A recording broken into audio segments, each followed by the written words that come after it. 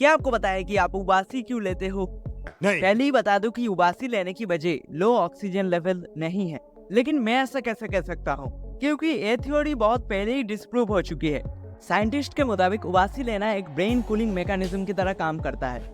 लेकिन उबासी लेना कैसे ब्रेन कूलिंग मैकेनिज्म की तरह काम करता है?